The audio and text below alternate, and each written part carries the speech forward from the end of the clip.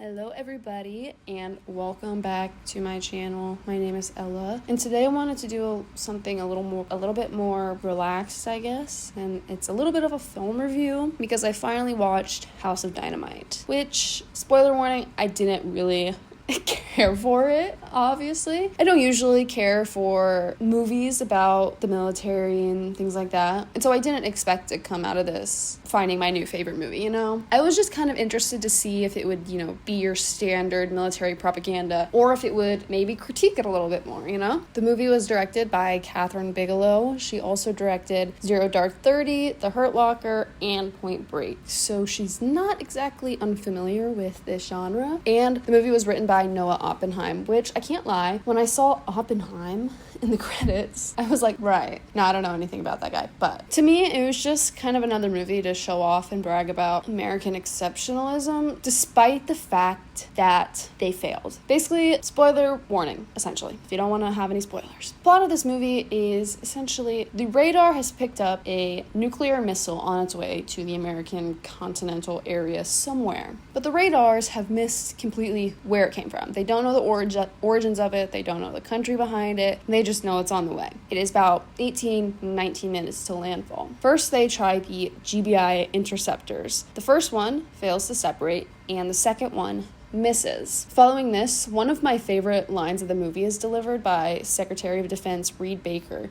He said, "So it's a fucking coin toss? That's what $50 billion buys us?" I was definitely intrigued whenever I heard, the Secretary of Defense didn't know what they were spending $50 billion on. Now, I don't know if that was spent during his appointed time, I don't know. But I also found it interesting enough that he didn't even know that the success rate was 61%. They called it hitting a bullet with a bullet. And then I think about our current Secretary of Defense and his underqualifications. We'll get more into that in a little bit. Essentially, the movie plays out those 18 and 19 minutes multiple different times from multiple different perspectives. And in theory, this type of storyline works for some plots. For this one, it really did absolutely nothing for me, just to be honest. It built all this tension up, and then there was absolutely zero payoff in the end. And then, tangent here, I was thinking about that, about how you didn't really get to see that payoff. And I was like, wait, did I want to see that payoff? Like, assuming the nuke hit, did we want to see that, or are we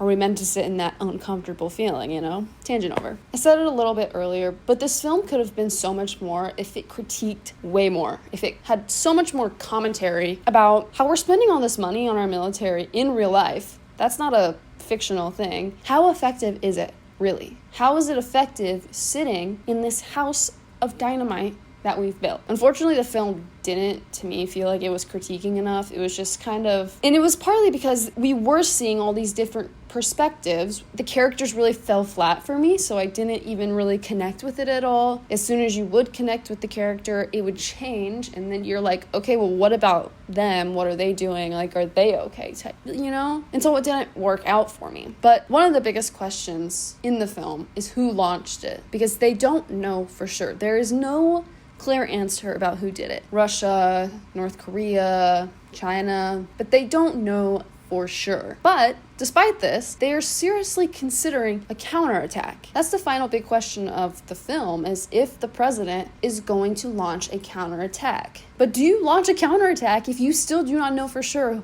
who is behind it? You're just making an assumption that's going to cost innocent lives. When you really think about war and who's really suffering and dying, it's innocent civilians. They kept saying, if we don't do anything, we can look weak, and then our other adversaries will take action. And then I'm like, wow, let me think of all the things America has done to gather adversaries, especially in modern days. We're actively funding a genocide with weapons. Sorry, another tangent. But really, the film tries to tug on your heartstrings by getting you to attempt to connect with these characters who are civil servants. They're showing you their families, their loved ones. One of them is planning on proposing. Captain Olivia Clarke, the first character we follow, has a young son. And as this situation is unfolding, we see how they react. One of them runs outside and vomits. Others are calling home to warn their loved ones. And the Secretary of Defense that I mentioned trigger warning for S, actually ends up taking his own life when he realizes that his daughter, who lives in Chicago, is going to die and he cannot do anything to save her. There's another character, a lieutenant commander, who just follows the president around all day, every day, with a little briefcase duffel bag thing with a binder of what if a nuclear war breaks out. And it's basically just different attack operations. And at the end of the film, we see him studying this and trying to decide what to do.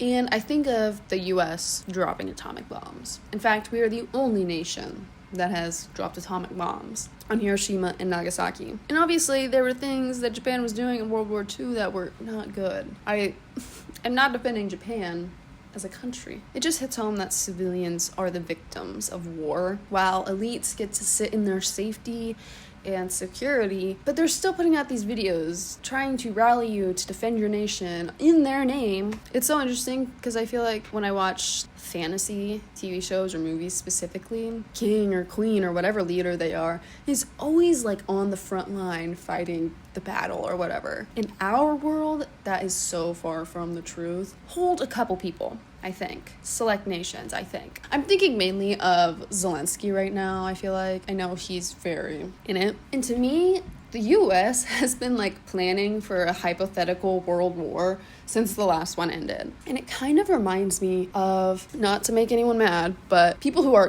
gung-ho about the Second Amendment, right? And like, I need to defend my home, someone breaks in. And it's almost like they are fantasizing about someone trying to break in just so they can kill them. I'm talking about like the really intense people. I know you know who I'm talking about. That's kind of what US military obsessiveness reminds me of.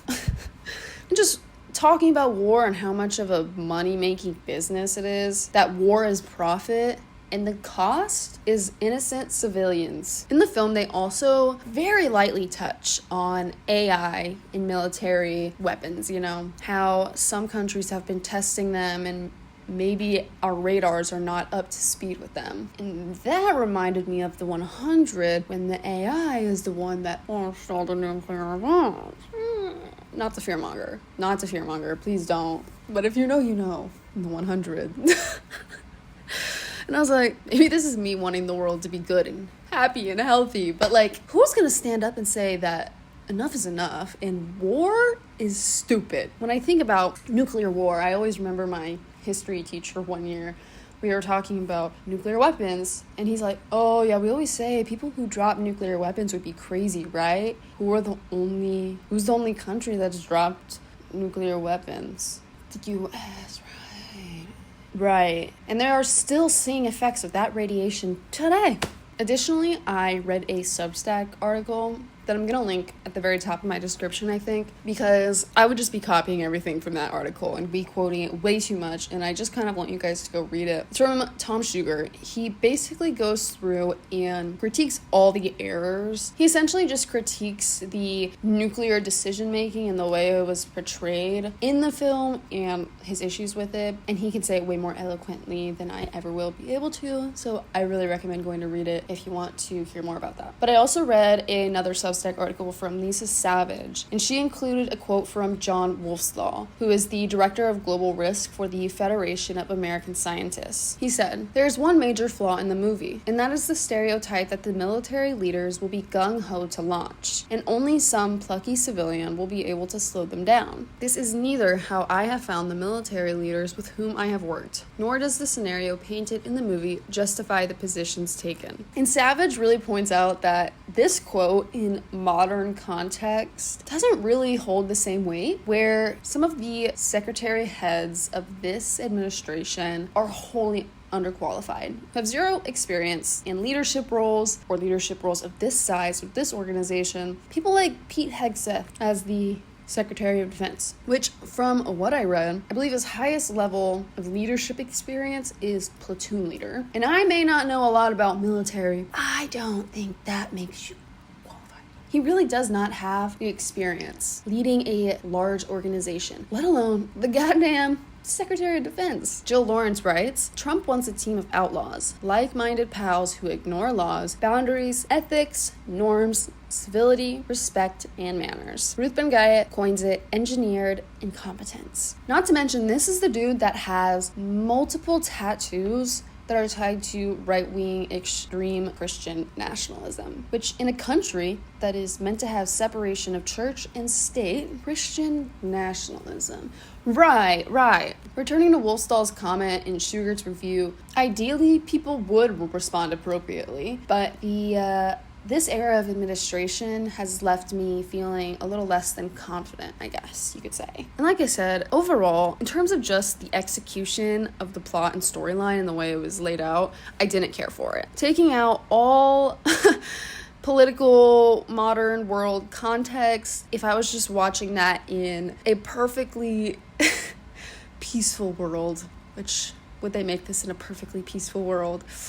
I still don't think I would like the way it was told. I didn't care for the multi-part storyline. I didn't. And it fell kind of flat. It did bring forth some cautionary warnings that I did appreciate, but in my opinion, I don't know how critically a lot of the audience is watching it like that, especially with the director that has a history of making military movies like this. And so the title of the film really does ring true. We have created our own House of Dynamite, and that's essentially what our military is. We've just scared people into saying we are ready to go to war with you if you attack us. We have an arsenal that you cannot compete with. How easily can it implode? Hello, editing Ella here. I just wanted to ramble about a couple more things. I just wanted to discuss some of the errors in the film a little bit more, because I don't know if I touched on that totally.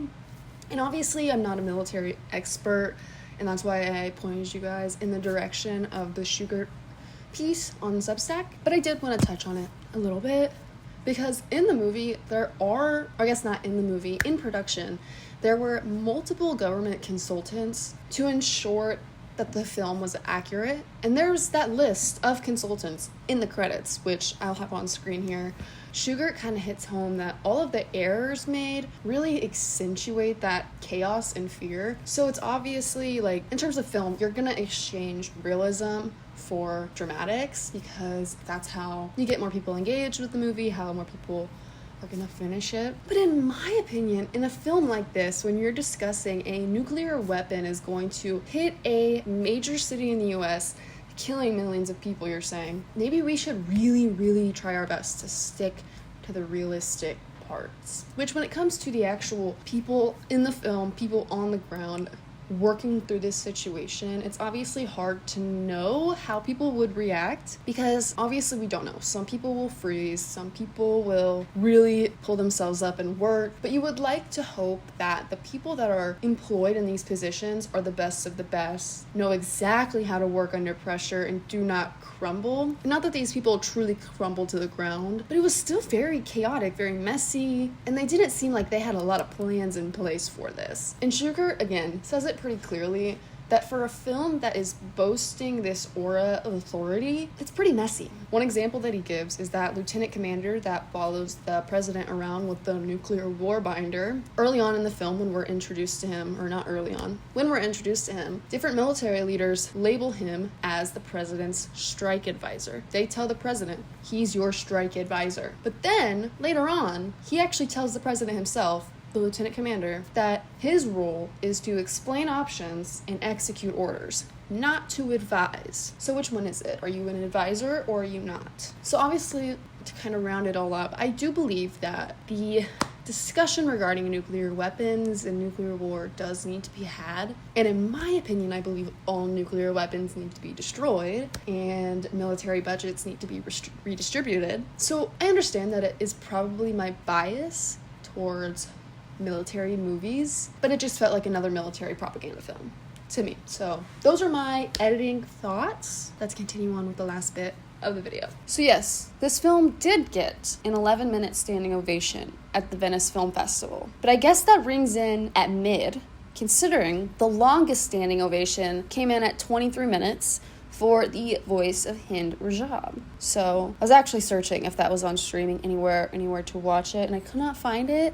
If anybody knows where I can watch that, I would love to. Let me know down below. I hope you enjoyed this little messy, all over the place discussion chit chat review. It was a little messy. Hopefully they'll definitely get better. This was definitely an interesting movie to start on. Let me know if you guys want more fun movies, random movies, because I watch a lot of random stuff. But yeah, like I said, I'm not a professional critic, so don't take this too seriously. This is just me kind of spitballing my thoughts because I'm trying to think more critically about movies I watch. I used to not. Like, I used to just be like, did I have fun? Did I have fun? And yeah, 5 out of 5 stars. I'm trying to not be like that. I'm trying to think more with my brain. Be more present, I guess. Sorry. Okay. Bye-bye. Thanks for watching.